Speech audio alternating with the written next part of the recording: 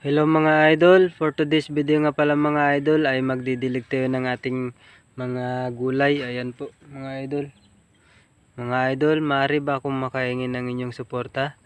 Kapag dumaan itong video na ito sa inyong wall, baka pwedeng pa-follow at pa-like. Malaking tulong na po yun sa akin mga idol. Maraming salamat po mga idol. So magdidilig na tayo mga idol. So ang una nga pala nating didiligan mga idol ay ito pong alugbati mga idol. Wala pa po isang buwan yan mula pagkatanim mga idol. Hindi ko pa rin po yan nagulayan, hindi ko pa po napitasan.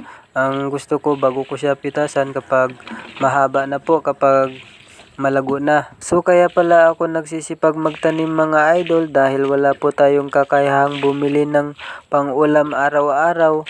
Lalo na ang mamahal ng bilihin ngayon.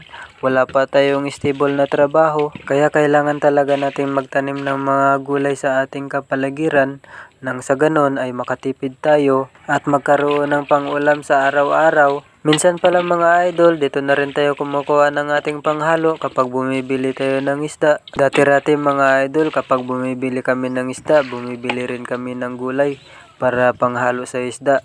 Mas masarap kasi mga idol na haluan ng gulay ang isda. Lalo na pag ang luto sa isda ay sinigang or sinabawan.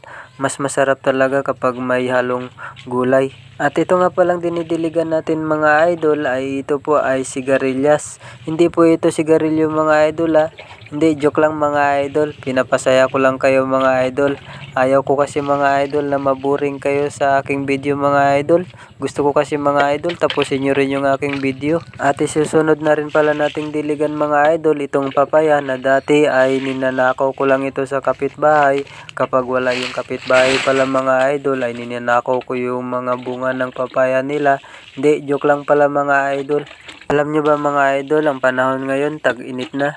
Kaya kailangan natin mga idol na laging diligan yung ating mga pananim para makasurvive. Ayan po mga idol, yung isang papaya mga idol ay dinidiligan po natin. At lumipat naman po ako mga idol dito sa malunggay. Malunggay daw yan mga idol, hindi ko alam kung malunggay ba yan. Malunggay daw yan sa ibang lugar or ibang bansa mga idol. Pero mga idol, hindi talaga ako kumbinsido mga idol na malunggay yan mga idol. Kaya sa mga nakakaalam pala mga idol, baka pwede i-comment nyo dyan sa baba kung ano pong tawag dyan mga idol. Talagang hindi po talaga ako kumbinsido mga idol kung malunggay ba talaga ang tawag dyan mga idol. At ito naman pala mga idol, yung kamuting bagin na panggulay-gulay or pangsahog natin sa isda kung may lulutuin po tayong isda. At sa naabot ng video na ito pala mga idol, maaari ko bang iilingin sa inyo mga idol na mag-like at mag-follow.